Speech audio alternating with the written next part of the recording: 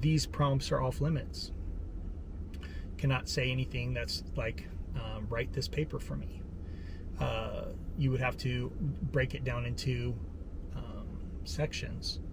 So the other thing that I've done in classes is have them take an AI paper or take the AI's response, and then in class go and review it, check it, ask it, and then revise it, edit it as you're going through what has been created.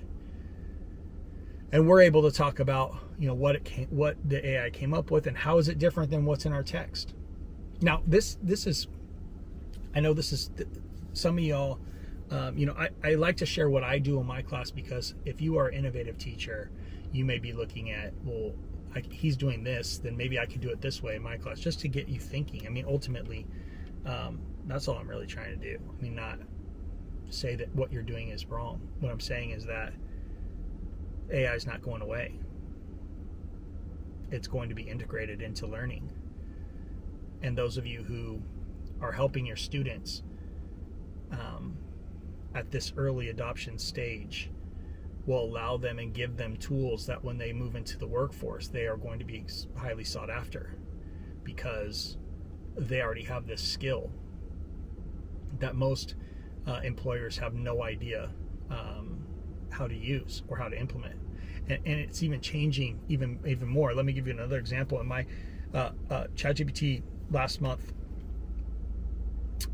or OpenAI came out with these things called custom GPTs, and you could get the same or very similar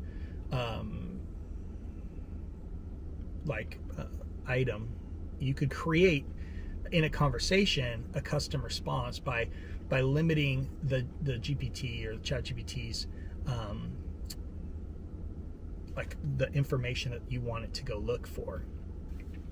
But in these custom GPTs, you could actually give it the information you want it to learn. So for example, let me give you an example. With a custom GPT, I created a custom GPT called Siggy, like Sigmund Freud.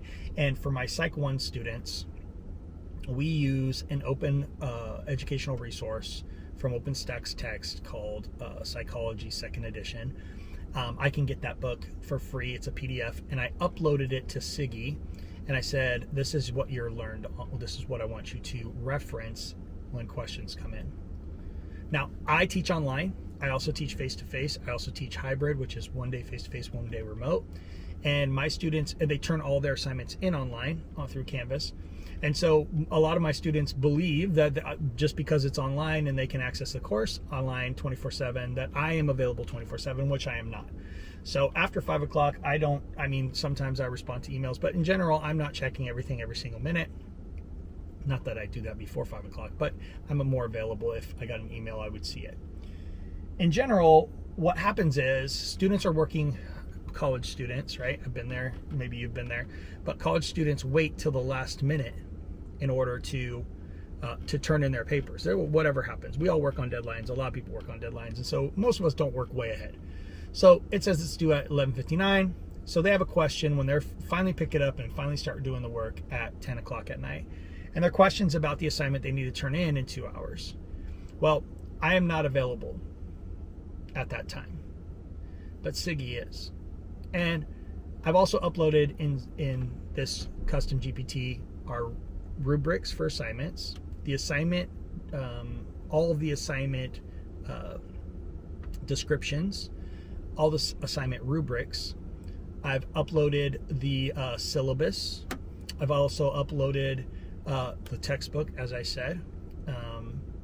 And so when a student has this link to the custom GPT, they can go in at 10 o'clock at night and say, I don't understand what we need to do for this assignment. Can you help explain it to me?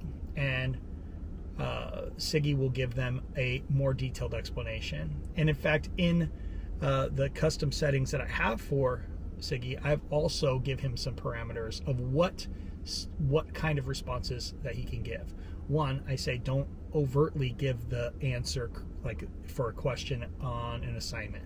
So if they're asking specifically about an assignment, Siggy can't give them an answer. He's going to act more as a tutor, providing them information on where they can find the answer because he has the textbook available to him, or maybe it's an article that we're doing in class. I can upload that article. He would have access to that. So then or the GPT would have access to that. So then if they ask a question about the article, he would have that, but he wouldn't necessarily just say, this is the answer. He would say, ask a question. What questions do you have? What issues are you having with? And then when they ask that question, I don't understand this, he would help explain that to them. And then they could say, well, is this correct? Then he could say, then he would give them a little bit, no, you need to read this.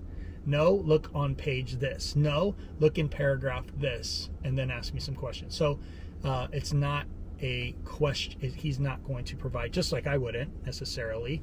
I would just try to help them learn. I help them explain.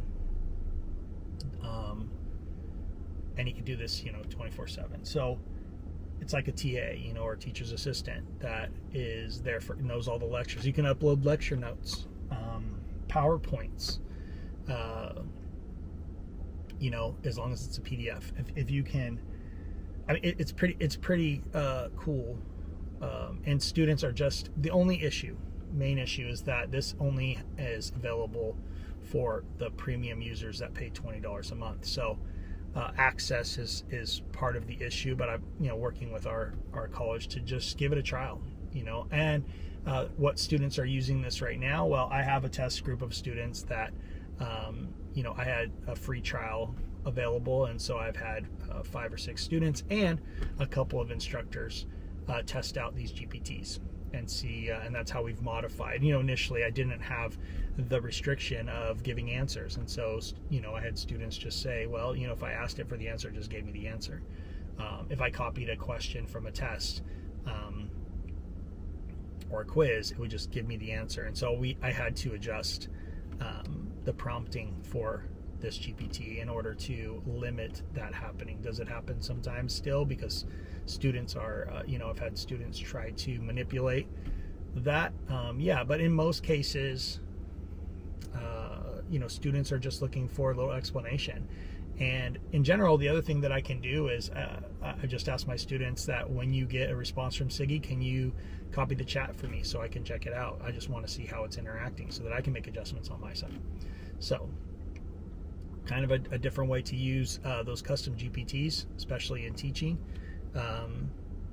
You can also use it to help you, if students are interacting with it, you can upload some responses and tell it how you want it to answer differently. So pretty amazing stuff, not only for students but for teachers as well. Man, if you guys are still here, this is 26 minutes. This is nuts. And I apologize. Not really. I mean, I wanted to make sure I have something and put this up for instructors. I know it's long, and I'm just talking. I'm not really showing you. If you wanted me to maybe put something together, if you are teaching a course and you're like, man, can you just walk me through how to do this? Put your course in the comments, and I will make a video, tag you in it, and say this is what I would do. If you have no idea what I'm talking about, and you're just like, can you show me what the heck custom GPT is? I'm happy to try to do that too. Just throw it in the comments, and I'll try to make a video. I could screen record or whatever. I don't have great editing skills. I'm not like the super editor where I see on YouTube where they have freaking things flying in, and maybe at some point in my YouTube career that'll happen. But at this point, just put in the comments. I will be trying to do more of showing you guys and implementing shorter videos of me doing some of these things, and how I'm using it, and maybe how a student responded, and what those conversations look like. And so if that's interesting to you, then I'd love for you guys to follow along. Have a great day. Let's go.